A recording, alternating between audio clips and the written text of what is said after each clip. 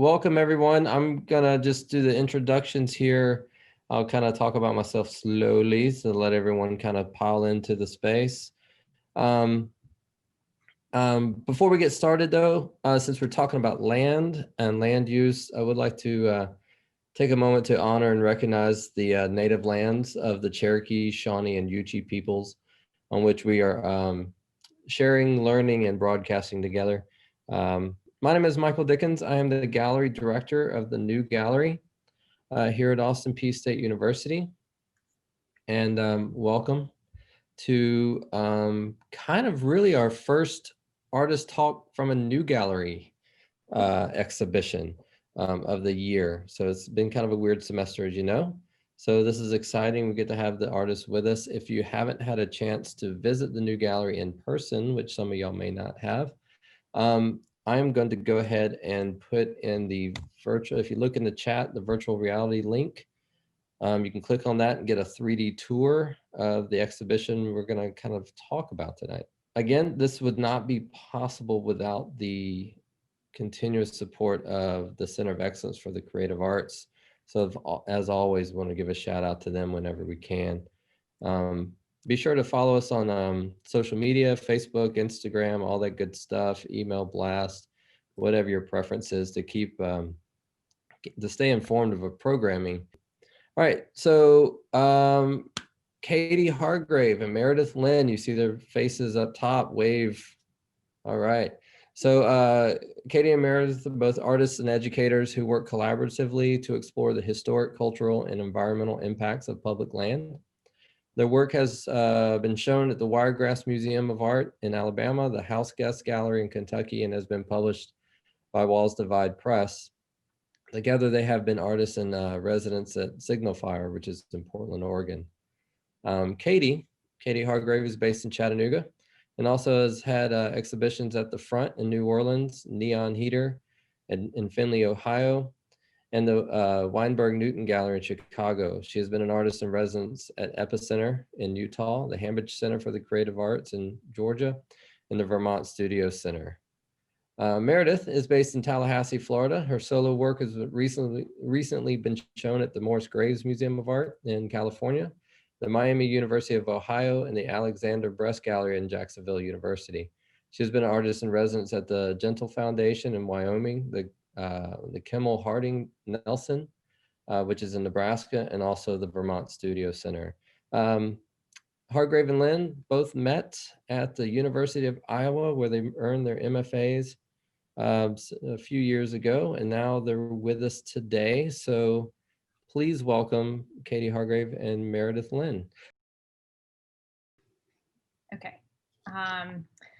So thank you all for being here, and thank you, Michael and Janice and Austin Peay. It's just such a delight to show some work in person and have the opportunity to reflect on our practice and to follow suit with the land acknowledgement that Michael gave. It's important for us and for the body of work that we're showing at Austin Peay to also be acknowledging some tribes that are based in Utah, and that includes the Southern Paiute and the ancestral Puebloan people. While the land that we're making this work about is under the control of the National Park System, it's the indigenous peoples who continue to put pressure on the US government to preserve these spaces.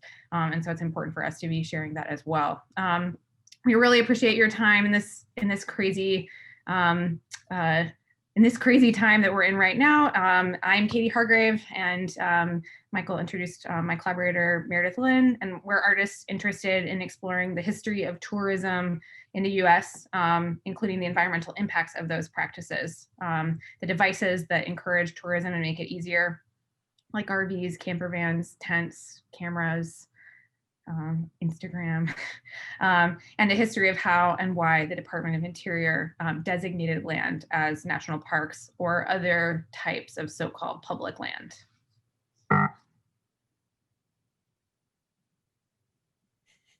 Hi, so I'm Meredith Lynn, and thank you, all of you, for coming, and big thanks to Michael for having us.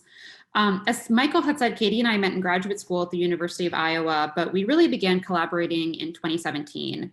We were both doing a residency at Signal Fire, which is in out of Portland, and we were in residence in Eastern Oregon. And we decided to drive across the country together to travel from Wyoming to Oregon and then back to the East Coast where we're both based. And so on this trip, we realized a mutual love of being outdoors and reading every sign everywhere and just sort of being nerds about national parks and interpretive language and public history. I think we visited 5 national parks on that trip. I think we did 2 in one day, which was, I think, a record for us still.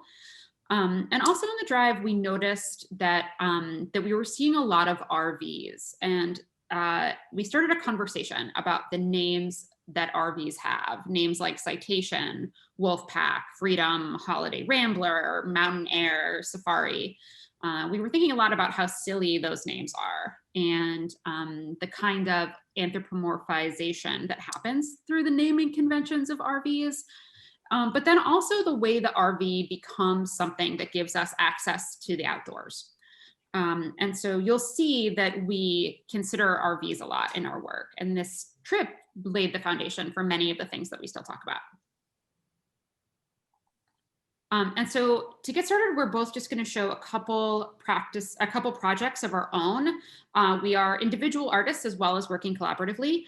So this is a project that I'm working on right now that's about climate change and Florida. As Michael said, I live in Tallahassee, which is in the Florida Panhandle. And the projections for climate change are pretty intense for Florida. Basically, in 100 years, it's sort of proposed that Florida basically won't exist anymore. That all of the areas that we now visit in Florida, places like Miami, Tampa, Jacksonville, although who visits Jacksonville, will be flooded and underwater. So what I started thinking about was, how will we remember Florida 100 years from now when we no longer have Florida?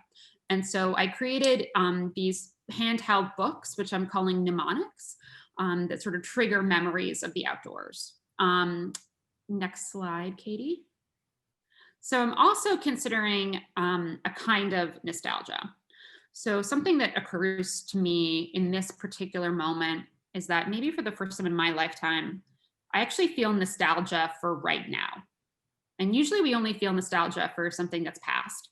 But in this moment, and we're on the precipice of so many deeply altering events, I actually feel a kind of homesickness for this exact moment, which is a really unusual feeling. And so I'm starting to make a little bit of work about that as well. And so I always use forms and shapes that reference sort of these really communal experiences. So in the bottom right-hand corner, I've created these sandboxes and shaped in the McDonald's Happy Meal shape. So what these are, I'm sort of hypothesizing right now in Florida, one of the things that we have tons of is sand. So even my own backyard in Tallahassee is sandy. And we kind of take it for granted that we have beautiful, like incredible white, beautiful, just fine sand. But in 100 years, something that we'll lose is actually those sandy beaches when everything is underwater. And so I'm thinking that 100 years from now, people might take a box like this, and when they do see sand, save the sand, put it in the box and keep it as a keepsake, because it could be something unusual. And then on the left, these are beer cans or soda cans that I've created with images of the Florida beaches that, again, are going to be gone. And then in the top right-hand corner, these are actually masks that I've been making. So the front of the mask is a map of the Florida coastline. And the map is from 2014, which is the most recent atlas available for the state of Florida. And already the coastline is shifted and is very different. And certainly 100 years from now, it will be very, very different. And then the inside of the mask is sandpaper that I've made out of Florida sand. So all of these projects are going to come together to become a welcome center, envisioning what a welcome center will look like in 100 years when you cross the border of Florida and Florida isn't really here anymore. And so that's just one of my projects, but you'll see that it has a kind of interesting relationship to the work that Katie and I do collaboratively. So I'm going to talk about a project that I created around the same time that Meredith and I went out to Oregon. And I made a series of Department of Interior embroidered patches that played off of the use of language. So this series began when the Bureau of Land Management controlled Malheur Wildlife Refuge was occupied by an armed militia in January 2016. In the New York Times, reporters kept on using the letters BLM as shorthand, and I kept having a slippage and reading that as Black Lives Matter instead of Bureau of Land Management, which felt particularly relevant given the respect with which the entirely white militia was treated, in contrast to how nonviolent African-American protesters were treated following the killing of young Black men by police. These patches I made played around with that language. Black Lives Matter patch, not personal space patch. And there were 9 in total. I, of course, am no expert at hand embroidery, and I became interested in the handmade quality of these patches and how they might feel maybe more personal than the embroidered machine-made patch. So beyond the BLM patch, some explored nature conservancy, some explored ownership, some like this one explored gender. So following the reporting of female park rangers being sexually assaulted by their coworkers, this patch renames the National Park Service as the Non-Paternalistic Park Service. I also explored the history of institutions by making replicas of the original Department of Interior patch, but flipping it over and letting the messiness of the patch be seen. Some of the lingering questions I have about this work are the home of the artwork, and this is something that Meredith and I continue to discuss. Do they need to exist within the gallery, or are they better moving throughout the world? So I've attempted to bring some of the patches to locations that they are made about, and I consider this to be a kind of studio test with the work. Here's another example of that. This is one that says nurture the possibility of sharing, and it's at Bears Ears, the BLM site that Trump reduced in size in 2017. I've also been exploring giving patches to the people that they might speak to, and so this was given to a water protector based out of Minnesota. So now we'll pivot and start speaking about our collaborative work. So we traveled to the Signal Fire residency in Eastern Oregon and became totally obsessed with RVs as we were driving. They're everywhere. As Meredith said, their names are so insane. The design that they use is really fascinating. The way that they set up and bring all the comforts from home with them, including full kitchens. So after spending time in the desert, we became interested in the idea of popsicles as a marker for how far from town you become. And Walls Divide Press, which is a press out of Memphis, invited us to create a zine and to participate in an exhibition in Memphis. And so we created a zine exploring popsicles and RVs, which started the work that we're showing, some of the other work we'll show here. So here's a spread from the zine. We created these cardboard green screen masks of the shapes that are used on RVs and brought them into different public spaces. So there's Meredith, I think in Indiana in this piece, and myself in Utah. And we also use popsicle sticks to create these kind of silly hand puppet versions of RVs, kind of thinking about the absurdity of the popsicle.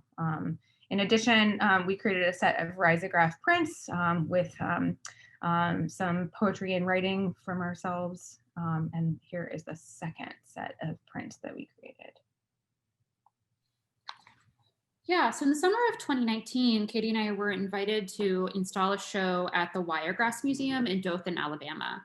And so we thought a little bit more about the RV and about the RV as a symbol. So previously in that prior project, we were really thinking about the RV as kind of a character or as a sort of person. And now we were really thinking about what the RV does for the people using it.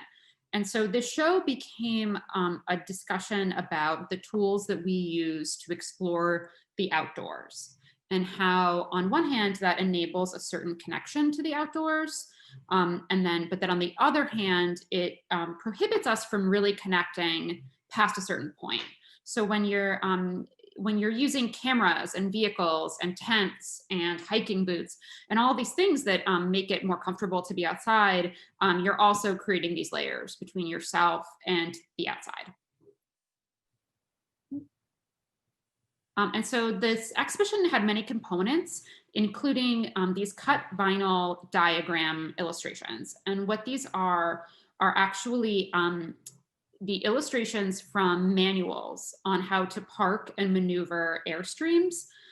So because an Airstream is something that you tow behind you, it's actually really complicated to back up. We learned this later in Utah when we were driving one. And so these are actually the diagrams that were produced in these manuals from the 50s and 60s that would show families how to park their Airstream. And here's a detail. We also have, in addition to the illustrations, we have these clear shapes, which are taken from the sides of RVs. So those sort of big swoops that you see, we have those replicated on the gallery walls, and then also postcards. And so we've taken postcards from tourist sites and embellished them with the beads that are added to road paint. So road paint, when you see the yellow lines or the white lines, there's actually glass beads embedded in that paint to make it kind of shiny so that it's reflective. And so we've actually taken those beads and embellished the road-like surfaces of the postcards with those beads.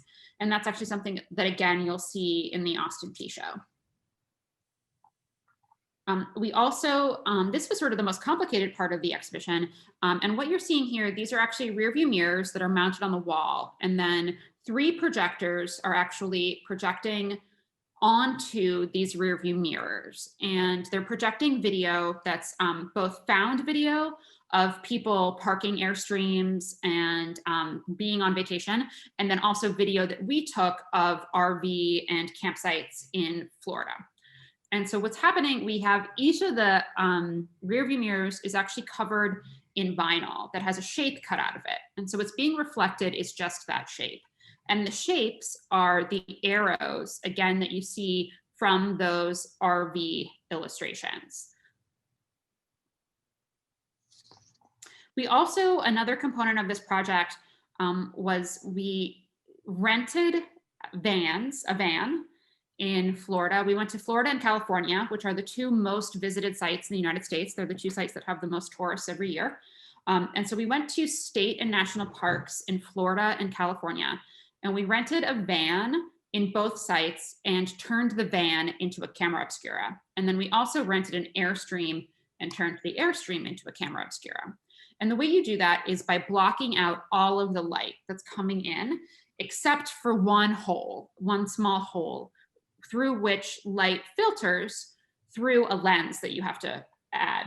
And so when that happens, the light actually projects an image of the exterior, what's happening outside the van, onto the interior of the van. So this is very early camera technology. This is like 12th century camera technology. And so the top picture is from Joshua Tree. There's actually an Airstream in that picture. When it's projected through the camera obscura, it's upside down, because that's the way light works. And then on below that, that's actually the outdoors of the area surrounding Joshua Tree National Park projected onto the interior of an Airstream. So that brings us to our most recent project beyond the project that we're showing at Austin Peay. And this is an exhibition at House Guest Gallery, which is in Louisville. We use this exhibition as a way to be able to further explore the environmental impacts of the outdoors, where before we were mostly thinking about access to public space. We became more and more interested in exploring how tourism to national parks and public lands impact the natural world. So starting with the Popsicle again, like the little goofy little puppets that we made, in part because it is so absurd, and also because I'm a huge popsicle aficionado. I eat so many popsicles every time Meredith and I travel. It's like, can we find a place where there is an ice cream treat? We keep on seeing these vehicle-themed jokes on popsicle sticks, so that became the start of this project. The other thing that we've become interested in with popsicle sticks is that we find lots of garbage at national parks and other public lands. And so thinking about these small kind of forgotten objects feels like a way to consider the impact, small and big. And so between those two things, we became interested in kind of trying to quantify the impact of our visiting to public sites. And so Meredith started doing the math on how many pounds of carbon, how much energy was being expended when we were towing an Airstream. How quickly does that energy, that's the equivalent of a popsicle, the amount that it takes to freeze a popsicle, freeze when we're on the edge of wilderness? How many would each individual have to eat to be able to drive through a national park? Spoiler alert, even though I can eat a full box of popsicles in like maybe I would say probably 10 minutes, it like would not be possible to eat as many popsicles as it takes to be able to drive through Joshua Tree National Park. Here's an install exhibition of these custom signs that we made with that math installed on site. And then the other part of this project are a series of videos that we created, thinking about the kind of surrounding communities around a national park. And so at Joshua Tree, it's particularly present that the site is really strange. It's kind of like the town feels like a bedroom community to the national park as much as its own particular town. And you see all of these pools dotted through the backyards of every home, thinking about the resources that are needed to be able to feel comfortable living in the desert and being in the desert. And the pool, of course, reminds us of the human intervention, what would not normally exist within the environment. So while we were in Joshua Tree, we were playing around and thinking about what might be possible, what happens to a popsicle in different types of interactions. There's some really absurd outtakes of these types of projects. For instance, one of Meredith holding up a popsicle for the over her head for the amount of time that it takes for a popsicle to melt in 110-degree weather, and this video of a popsicle in a pool. As the popsicle melts, it slowly becomes more buoyant. And towards the end of the video, the popsicle stick kind of shoots off like a rocket, kind of making us think more about the fuel that is taken up with these popsicles.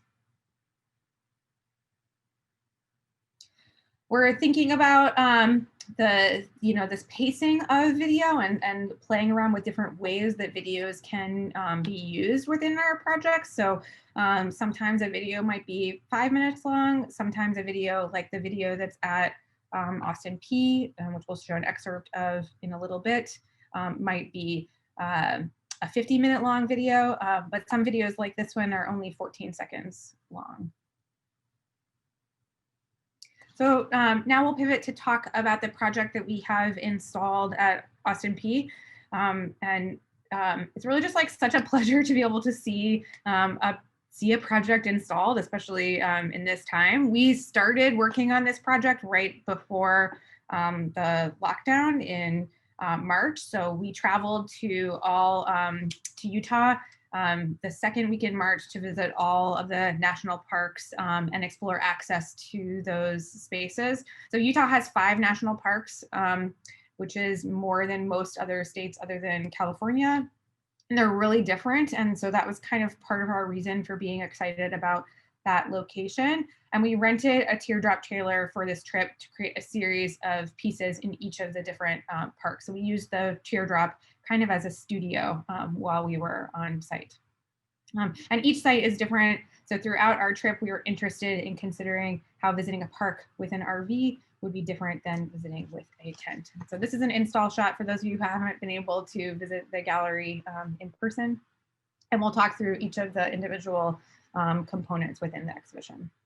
So at Arches, we created a tent using crowdsourced Creative Commons images of popular Arches views. So we're really interested in how people represent their presence within national parks. And so we created this hand-sewn custom tent before we traveled there. And we've brought it to the newly installed bathroom, which is at the only developed campground at Arches National Park, which is called Devil's Garden. And the name there, Devil's Garden, I think is relevant because Arches has historically had a number of deaths due to dehydration. And so the bathroom and the water that is at the park is actually new. As the number of tourists have increased dramatically at Arches, they have created more and more infrastructure to support those tourists. So onto the tent, we projected video we shot on site of people photographing and posing for photographs. And so you can kind of see that little mask shape on the tent that has the video. And if you happen to jump into the tour that Michael posted the link to, you can see a video of the tent.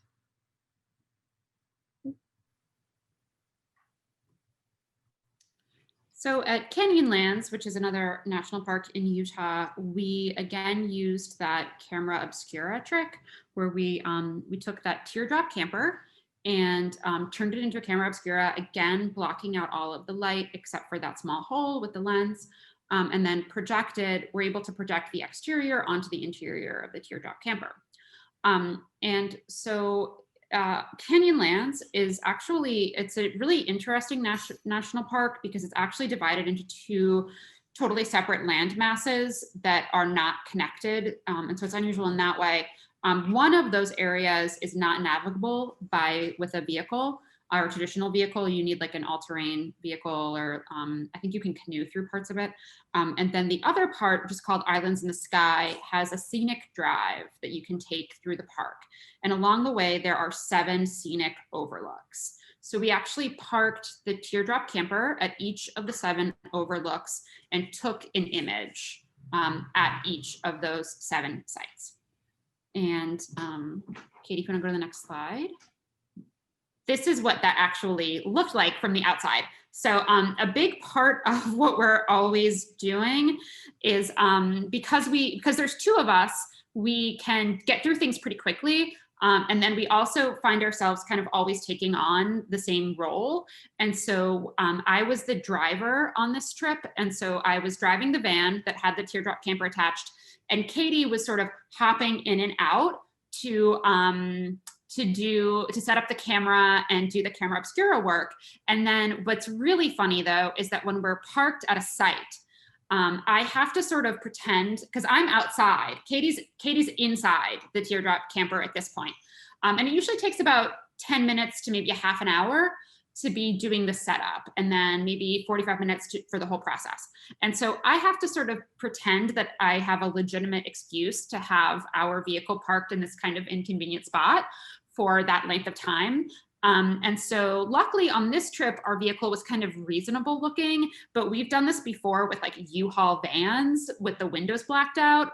And I'm just like standing on the side of the road in front of this U-Haul van. And so I've developed a whole sort of practice around like what I do while Katie is doing the photography. So sometimes I have snacks, sometimes I have maps. I take a lot of pictures. So I took a lot of pictures of the teardrop, but I think it's kind of interesting to see what this actually looks like from the outside, because in those camera obscura photos, you're really only getting really the interior and then this kind of interesting view of the exterior. But this is what it looks like on our little teardrop studio as we drive through the national parks. And this is a video that we took at Capitol Reef. So Capitol Reef is a really interesting, so this is the interior of that teardrop camper when it's become a camera obscura. And so Capitol Reef is an interesting national park because it's actually, the state of Utah has this very large, like giant cliff almost, like stone cliff that runs north-south across the entire state essentially. And this Capitol Reef is the place where you can actually get through that cliff the easiest. And so it is where when people were traveling west during like the gold rush, during that period in the 19th century when a lot of settlers were moving west, most of them passed through this point of Capitol Reef. And so it's a really interesting place to drive through because of that history. It was also a site that was incredibly important to Indigenous cultures, again, because of the ability to get across this very difficult to traverse landscape at this specific point. So now there is an 8-mile long road that is the only paved road in Capitol Reef in the park. And so this video is actually us driving that 8-mile road one way and then the other way. So 16 miles out and back. And so you can kind of see the action. There are different points when you'll suddenly see like a really big, beautiful red cliff. You'll see trees. What's kind of interesting is that the paved road ends and then it just becomes a very rocky dirt road. And at that point, we realized that we couldn't take our van or our teardrop any further. But there are all of these photos of people in like the 1920s in like Model Ts driving their cars, these like really sort of old, like first generation cars across this road. And it's pretty wild. So, and this is a video that in gallery is about 50 minutes to watch the whole thing. And it's sort of just like, we did not edit it at all. So it's really just like a 1-for-1 of our experience driving through that park. And then this white tent that you see closest to you, that's actually from the project that we did at Bryce Canyon. So Bryce Canyon was the 4th park that we visited. We're going actually in order that we went when we visited the park. So we did Arches first and then through now to Bryce Canyon. And so this tent, you'll see there are these arrow shapes, and those arrows again are from the instruction manuals on how to park your RV or manage your Airstream. And so again, we're using that same familiar shape. And what's happening inside the video, so each of those arrows is actually a video, a projection mapped video. And what's happening inside the videos, they are actually clips taken by tourists who came to the park. Most of those videos are from the 50s and 60s, so sort of early tourist films of attending the park. And then also some promotional videos from that time period for Bryce Canyon, and then also our videos that we took of the visitor center, the area outside the visitor center. And again, you'll notice that that both of these tents, both this tent and Arches, has video that we took of other tourists and other people. And we've again sort of developed these funny techniques for capturing this video without seeming like creepy weirdos.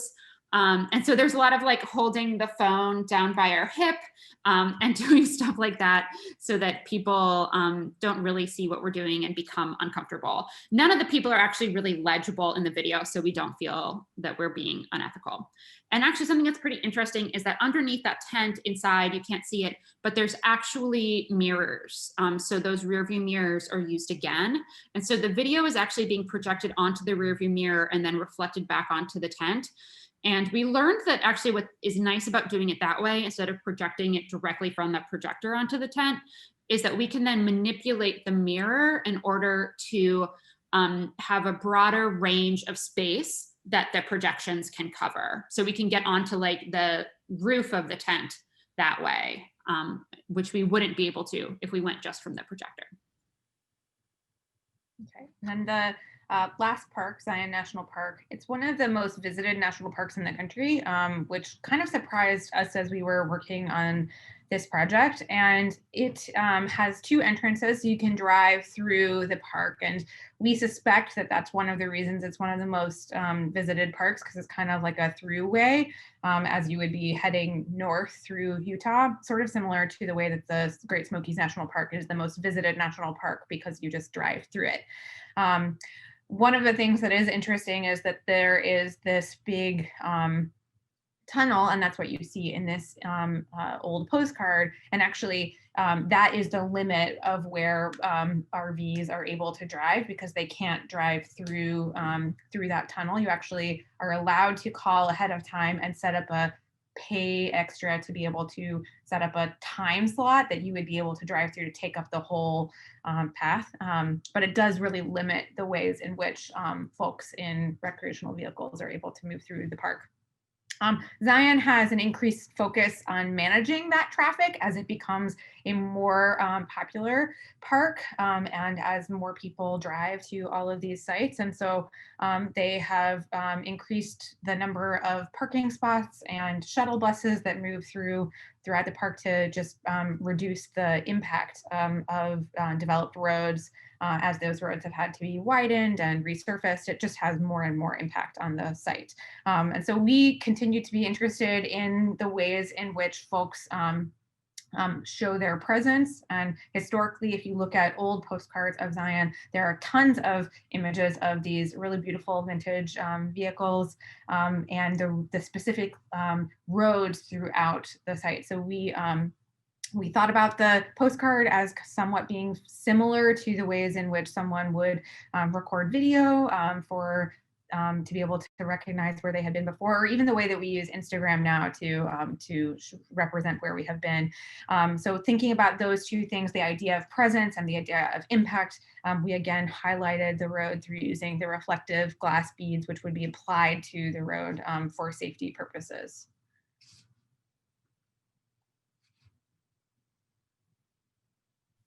Yeah, so those are all the components of the show that's at Austin P. And like Katie said, we encourage you to go check it out if you haven't yet, or to look at that virtual exhibition that Michael put together, which is, I think, really cool. And so we are always busy, so hopefully. So what's next for us? We're making more tents. So we're currently working on tents for Everglades National Park, Craters of the Moon National Monument in Idaho, and the Cumberland National Seashore, which is in Georgia. And so the image that you see on the left is actually the tent for the Cumberland National Seashore. And we hope to be traveling there very soon and setting up that tent. And then on the right, you see this kind of crazy looking popsicle.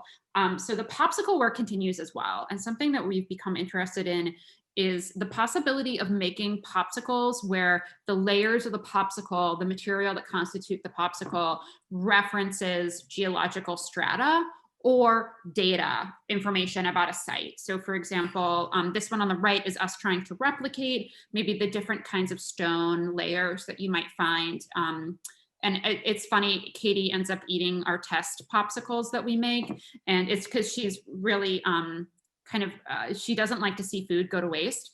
And so this popsicle was made of like normal things like coconut milk and like pineapple juice and things like that, but also some like kind of weird things. And she ate it so that it wouldn't go to waste, which I commend her for, but would not have done myself. And so we're thinking of different ways, like different data that could be represented through that popsicle. So for example, thinking of an Everglades, a persistent problem in Everglades National Park is that the Everglades are a freshwater habitat, and as sea levels are rising, it's being sort of invaded by salt water. And so thinking about like, can we represent that, that shift from freshwater to saltwater in a popsicle somehow?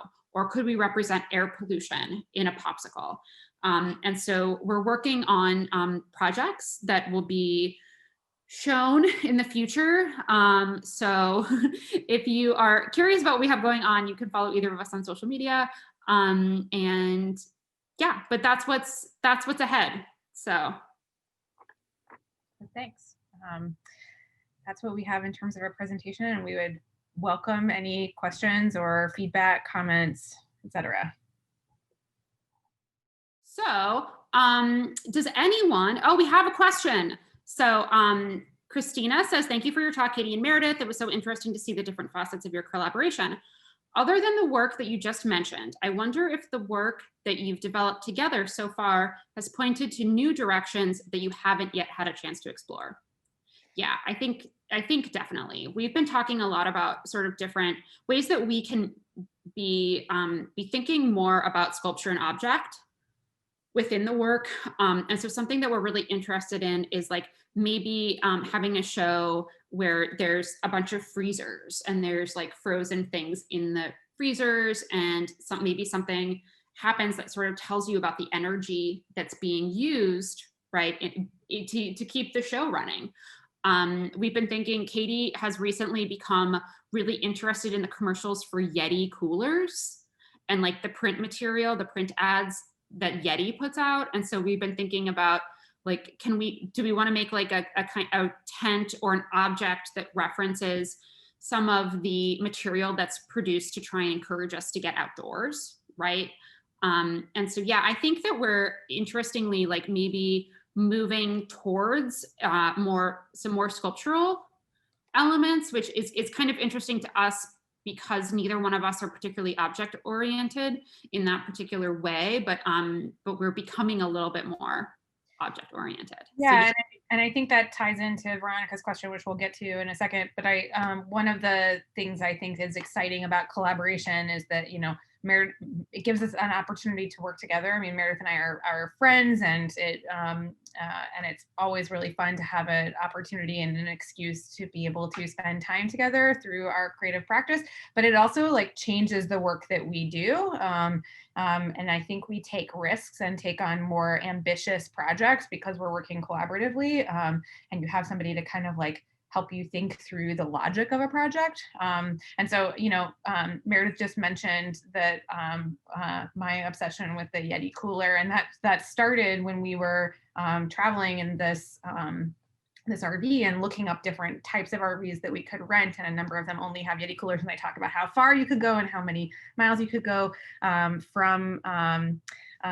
because of the Yeti cooler and how great the Yeti cooler is. And so Veronica asked in the Q&A, what would we do if REI wanted to buy one of our tents? And I think it's hilarious because, you know, Meredith and I make these kinds of projects that we imagine that, you know, we love showing them and having the opportunity to show them, but the idea that someone would want to buy them is it's really funny.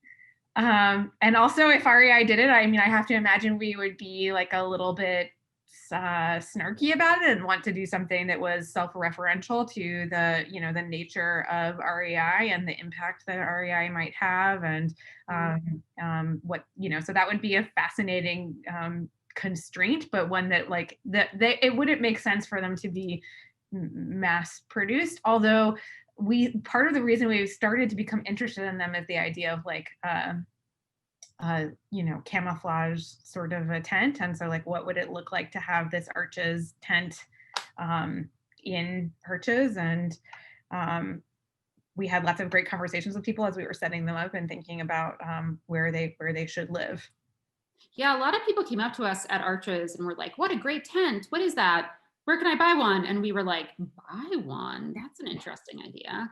I do think we've actually sort of like openly, like pretty shamelessly tried to get Airstream to sponsor us. And to the point where there's actually an article written about us in Airstream Life magazine, because we like really want someone to just give us an Airstream. And so we're also both sort of believe that if you put out into the world that you need something, that like maybe it'll come back to you. So we are looking for Airstream sponsorship. If any of you have any connection to the Airstream Corporation, please let us know. We would definitely go for that. So there's another question. What was the most unexpected outcome of this particular project. So I think honestly, like it's kind of hard with that Arches project or the Utah project. Katie mentioned, so we were there the second week of March. I think if we had been scheduled to leave even like 2 days later, we probably wouldn't have been able to go. We were like literally driving through the state in the middle of nowhere when things were starting to close down for the pandemic. And so, so much of that project has now been kind of like wrapped into this crazy pandemic moment because we've basically done all of that work while we've been at home. And the last time either of us was really out in public in any meaningful way was actually on that trip making that work. Like the last time I was out around strangers was in the airplane, right, coming back from Utah. Yeah, so and it's kind of hard to untangle those things.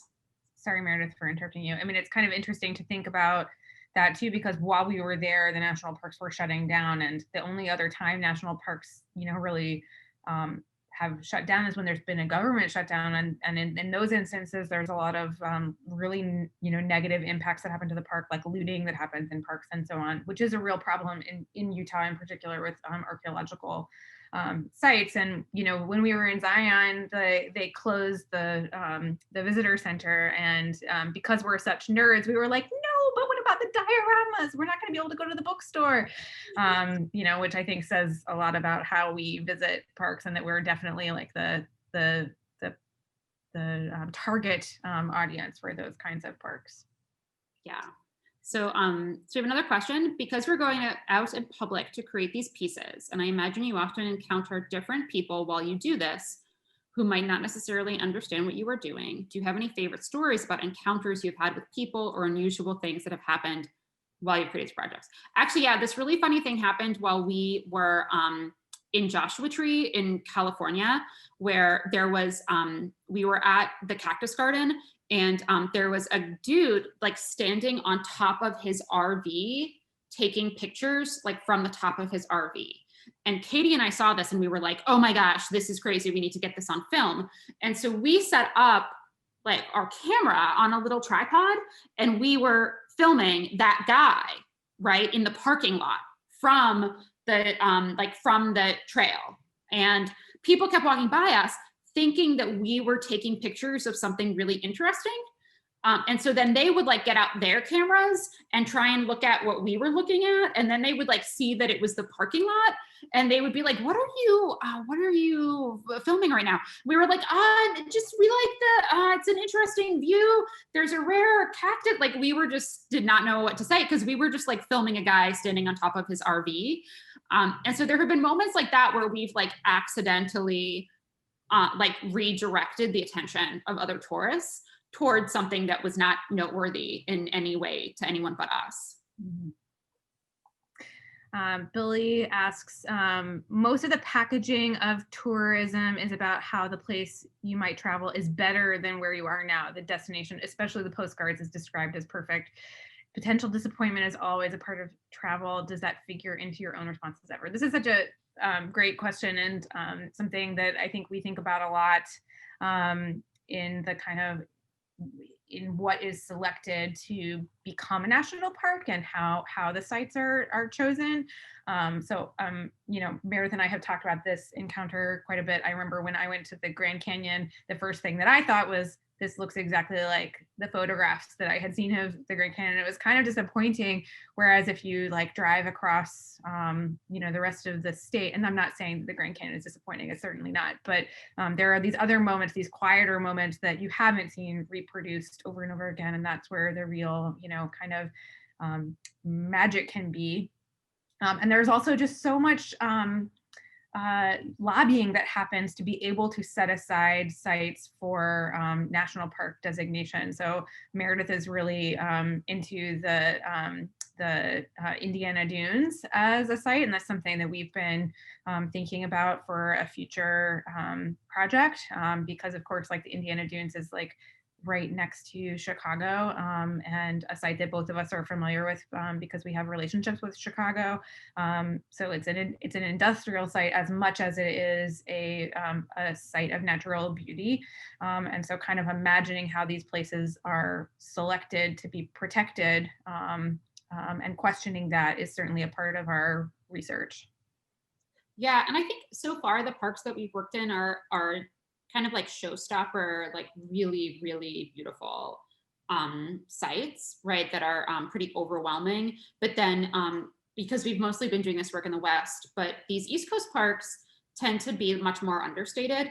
And I think that that feeling of sort of disappointment might actually become more apparent, right, when we start working at places like Indiana Dunes or Cuyahoga Valley in Ohio, places that are really national parks, maybe for political reasons or to have some sort of balance between the East Coast and the West Coast in terms of national park land.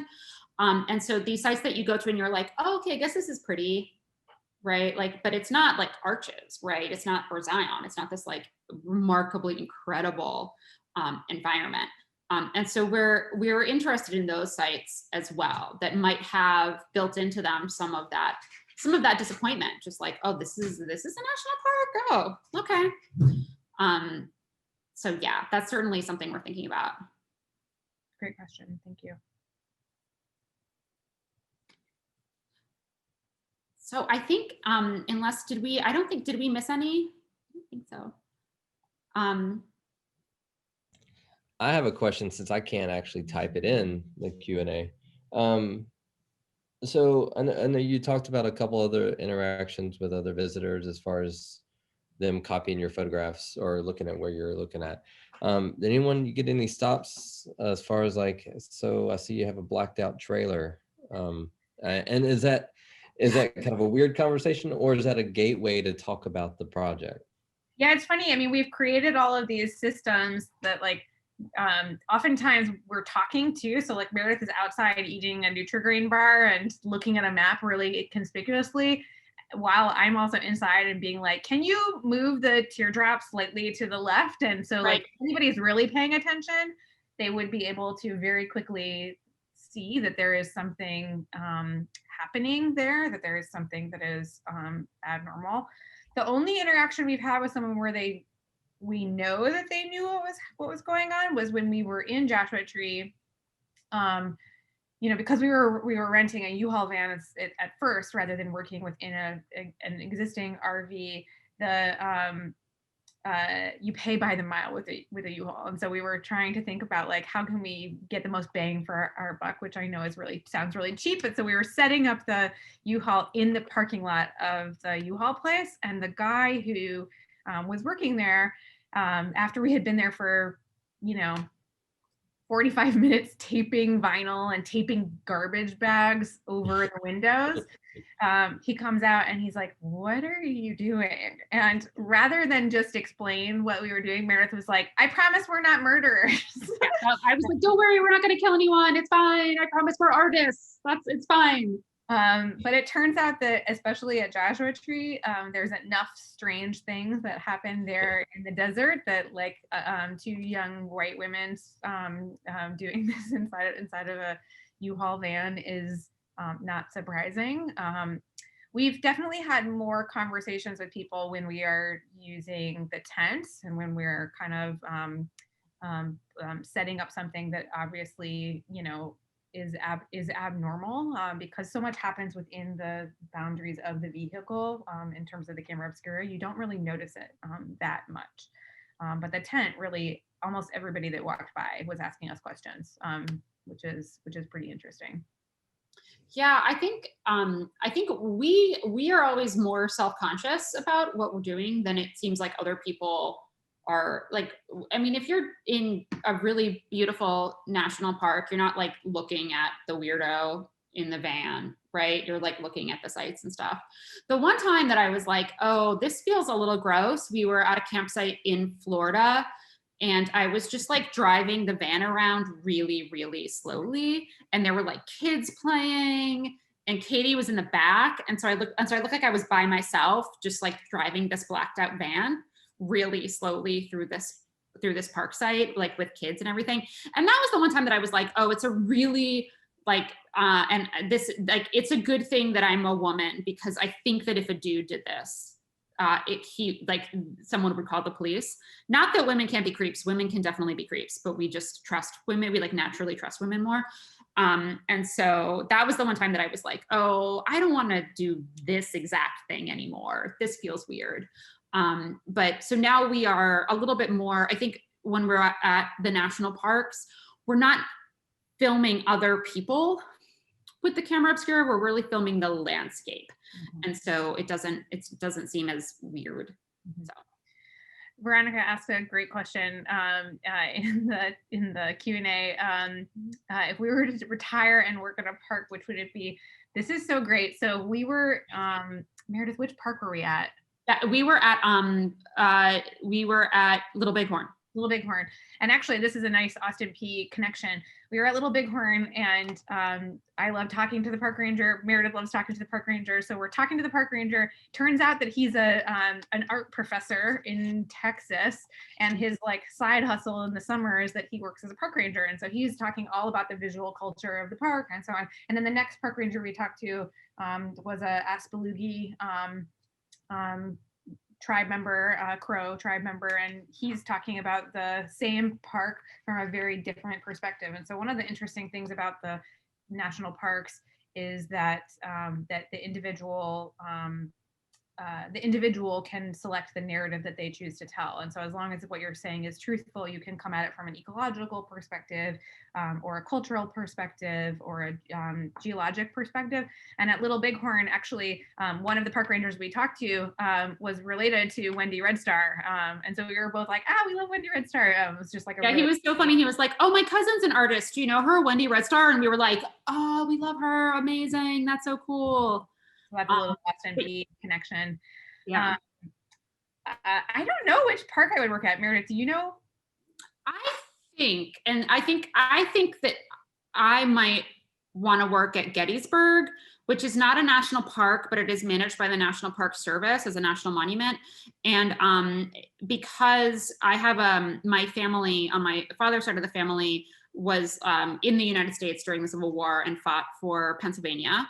And so we have this really interesting family connection specifically to Gettysburg, because a great uncle of mine was at the Battle of Gettysburg, and on day one, it was a 3-day long battle. On day one, his entire regiment was basically under attack and destroyed, and he hid under a horse for 2 days throughout the rest of the battle.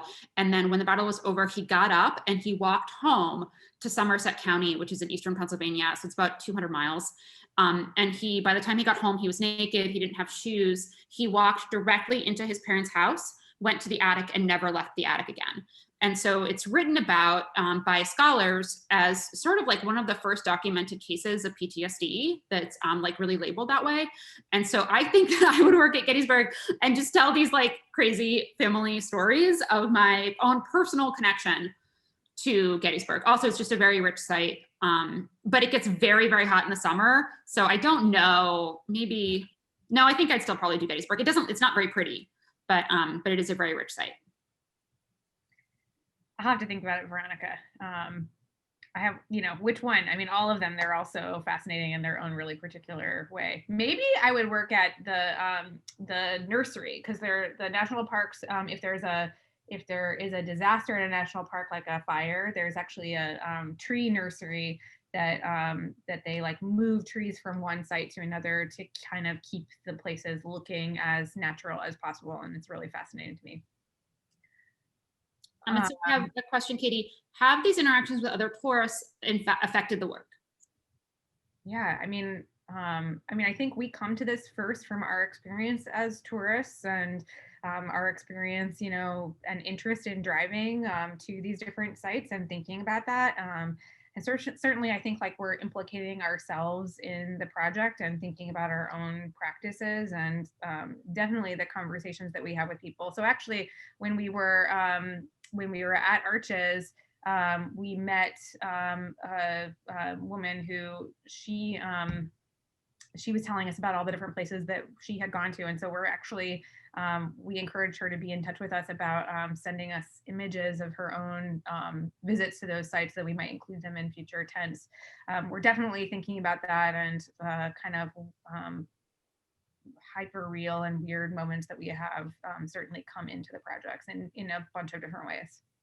Yeah, and I think that definitely a lot of the content of the work is actually like crowdsourced from other tourists, and so you know, like the images that you see printed on the artist tent, or the film, the video that a lot of the video that we see that we use is found video, and so we're certainly, I think, in some ways like being influenced by the view, right, the actual like point of view of other tourists, and we're both really interested in the ways that that people portray themselves. Mm-hmm.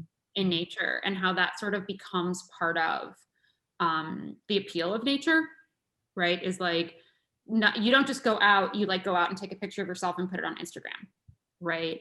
And so we're definitely interested in that. And that, I think a lot of those interactions that we're having, right, are like digital, right? We're like finding things online. But I think that they are a kind of interaction. So. Will either of us be at Austin P during the exhibition? Unfortunately not, due to COVID. I'm gonna come back to de-install the show and document the show. So I'll be on campus on like in early or mid-December. So, but otherwise we would have loved to have come and done studio visits in person, but you know, unfortunately COVID, for so many reasons, unfortunately COVID. Yeah, we were both actually had to get like special permission to come from our universities to come up to do the install. Well, Katie did. I'm at Florida State, and FSU was like, yeah, go anywhere else. Like, we're ground zero. Anywhere else is safer than Florida State University. So please go to Austin P. But Katie had to get special permission from UTC to be able to travel. So we've really had to limit that part of our practice, unfortunately. Have y'all thought about going back with what Tony asked about the interactions, how it changes the work, or if it would influence the work, about the culture of the RV culture? I mean, I know Airstream is really a tight-knit culture. Like you said, they have their own magazine, right? Just for Airstream aficionados. Do you get any approaches as far as just to talk about that teardrop? Because that image of that teardrop was pretty sweet. I mean, I was looking at it going, that is a nice teardrop. Yeah, I got some really good pictures of the teardrop. I was starting to like think of the teardrop like as a character in my Instagram stories, sort of, right? Like that I was actually on vacation with the teardrop and not like traveling with Katie for work, because she's not in like any of the pictures. It's just like the teardrop and me like having an experience together. Yeah, I mean, I think we've already tapped into a little, like a very, very tiny bit of Airstream culture. I know that we've looked into different, like different really big RV sites and things like that. If we had access to an RV, I think that we would be interested in like traveling to like an RV park and just like hanging out with people there. But it's like a tent camper. It's like, it's a little bit weird, I think. But I think our awareness of and trying to unpack the history of the RV culture and like what the RV culture means and how it is distinct also makes us more aware of the kind of the idea of the tent camper, the backpacker, the car camper, and what all those different subcultures are, and the ways in which people think about using these sites and what they have access to, what their comfort levels are, and trying to understand what all of that means. And so, I mean, like the work is never ending in that regard, and I think it makes us, you know, just more aware of, you know, we could make projects only about these 5 parks in Utah forever, and there would be like lots of interesting, fruitful things to continue to explore, for sure. Mm-hmm. Are there any other questions? You feel free to drop them in the chat or the Q&A. I put the link again. I'm not sure if anyone has come out or left and come back or come in late. The link to the 3D virtual tour, complete with an audio tour. So we did something different this time when Katie and Meredith installed. We took the virtual tour and then they recorded their voices to talk about each piece. So if you haven't had a chance to do that, check it out. And if you haven't had a chance, also in the virtual tour by the title wall, you'll see a link to the exhibition essay written by Veronica Kavas. It's a beautiful essay. It's gorgeous. She's written for us a couple other times, and I always love having her writing as part of the show. And this seemed like a great connection, and she tapped into some things that I was not aware of or wasn't cognizant of. So be sure to definitely read that as well. If you do come on campus, please stop by. The gallery is open Monday through Thursday, kind of 10 to 3 is kind of the COVID hours. So if there's no other questions, thank you so much, Katie. Thank you so much, Meredith, Thank you. for sharing your work here. And thanks to the center, of course, for funding everything. Thank you all for attending. Thank you so much for joining us. And again, thanks, Katie. Thanks, Meredith. Awesome work. Yeah, thank you so much. All right.